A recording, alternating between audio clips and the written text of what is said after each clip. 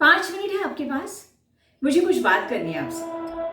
कितनी प्रिकॉशंस के साथ शुरू हुआ था ना लॉकडाउन के बाद शूटिंग। स्टूडियो के गेट पर ही टेम्परेचर का चेकिंग, ऑक्सीमीटर से चेकिंग, नेम और नंबर का नोटिंग, प्रोड्यूसर के एक फॉर्म में सबकी इंफॉर्मेशन भर देना। लेकिन अब कई जगह कुछ बेफिक्री से नजर आ रही है। इसीलिए प्रोडक्शन की तरफ से कोविड इंश्योरेंस की फैसिलिटी, सिंटा का कंप्लेंट नंबर, ईमेल आईडी, ऐसी कई सारी इंफॉर्मेशन के बारे में आज के इस वीडियो में सिंटा कमेटी मेंबर संजय भाटिया जी के साथ सबकी सुरक्षा और सहायता के लिए हम बात करने वाले हैं। पूरी जानकारी पाने के लिए ये वीडियो लास्ट तक देखिए और सबके साथ शेयर कीजिए। ऐसे कई सारे इंफॉर्मेटिव वीडियोस मैं हमेशा बनाती हूँ, इसलिए मेरा चैनल सब्सक्राइब कीजिए, बेल आइकन क्लिक कीजिए ताकि सारे एपिसोड्स के नोटिफिकेशंस आपको मिलते रहेंगे। सुबह 9 बजे की शिफ्ट में अगर कॉल टाइम दोपहर 3 बजे का होता है तो पता चलता है ऑक्सीमीटर का और टेम्परेचर का चेकिंग ही नहीं होता है, और अगर हम पूछते हैं तो बताया जाता है कि सुबह किया था। लेकिन बेसिक रूल तो ये है, जब भी कोई सेट पर पहुंचता है, चाहे वो नामचीन एक्टर हो, स्पॉट बॉय हो, मेकअप मैन, हेयर ड्रेसर, कोई भी, तो उनका टेम्परेचर का और ऑक्सीमीटर से चेकिंग होना जरूरी है। सबकी सेहत को मद्देनजर रखते हुए ये सारे इंतजाम करना प्रोडक्शन की जिम्मेदारी है, और अगर प्रोडक्शन ये सारे इंतजाम नहीं कर रहा तो आप उन्हें इंसिस्ट कीजिए, और अगर आपके इंसिस्ट करने पर भी प्रोडक्शन ये सारे इंतजाम नहीं कर रहा है तो आप तुरंत ऐसी किसी भी घटना या सिचुएशन का वीडियो बनाकर या उसके फोटोग्राफ खींचकर सिंटा को इन्फॉर्म करें। सिंटा का व्हाट्सएप नंबर है 9324432324। आप ईमेल भी कर सकते हैं complaints@sinta.net, और ये ध्यान रखा जाएगा कि आपका नाम कहीं पे डिस्क्लोज ना हो ताकि आपको कोई भी प्रोडक्शन हाउस ब्लैकलिस्ट ना करे। लॉकडाउन के बाद जब दोबारा से काम शुरू करने की बात आई तब IFTPC यानी प्रोड्यूसर्स एसोसिएशन, सिंटा और फेडरेशन की एक साझा मीटिंग, जिसमें यह तय किया गया कि अगर कोई भी प्रोडक्शन हाउस ये इंतजामात नहीं मुहैया कराता तो उसकी तस्वीरें और उसके वीडियोस प्रोड्यूसर एसोसिएशन और फेडरेशन को फॉरवर्ड किए जाएंगे। फेडरेशन की एक टीम उस सेट पे जाकर के विजिट करेगी, और ये सारे इंतजामात अगर वहां पे नहीं पाए गए तो प्रोड्यूसर एसोसिएशन अपने मेंबर यानी उस प्रोड्यूसर को कंपेल करेगी, उन्हें इत्तला करेगी कि आप ये सारी चीजें अपने सेट पर मुहैया करवाइए। कई जगह कहा जाता है कोरोना गया, लॉकडाउन खत्म। हाँ, मानता हूँ कि अब कोविड केसेस का ग्राफ नीचे गया है, लेकिन फिर भी अपने आप को इस कोविड या तो कोरोना से बचाने के लिए 3 चीजें हैं जो हमें करनी जरूरी है। सबसे पहला है मास्क, और ये मास्क को इस तरह से पहनिए पूरा, जिससे आपका नाक और मुंह दोनों कवर हो जाए। ये इस तरह से नहीं पहनना है। शूटिंग के दौरान या उसके अलावा भी आप लोग कई ऐसे इंसानों से मिलते होंगे जो इन सारे निर्देशनों का पालन नहीं करते, लेकिन आप उन निर्देशनों का पालन करें ताकि आप अपने आप को बचा सकें। सबसे पहली चीज है मास्क, दूसरी चीज है हाथ को हमेशा सैनिटाइज करते रहिए, और तीसरी बात 6 फुट की दूरी।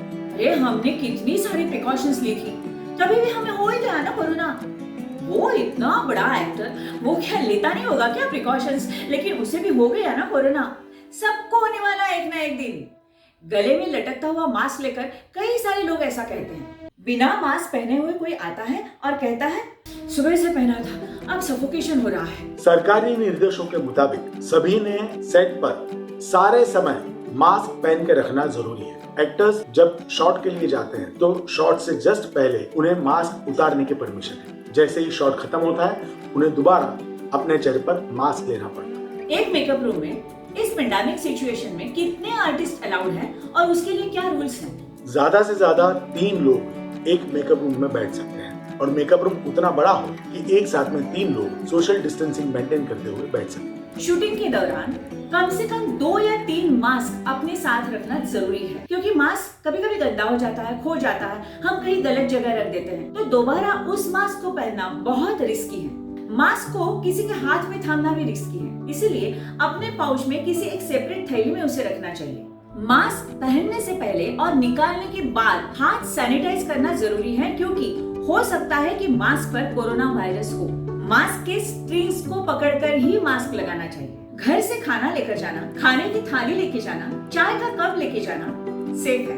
खाना खाने से पहले हाथ सैनिटाइज करना या साबुन से धोना। खाना खाने के बाद अपनी थाली और चाय का कप अपने हाथ से धोना सेफ है। हो सकता है काम करते समय हम किसी इन्फेक्टेड जगह को स्पर्श करेंगे, इसलिए बार बार हाथ सैनिटाइज करना जरूरी है। शूटिंग से घर आने के बाद इधर उधर बैठने के बजाय, किसी को स्पर्श करने के बजाय पहले बाथरूम में जाकर साबुन से नहाना जरूरी है। स्टीम भी लेनी चाहिए।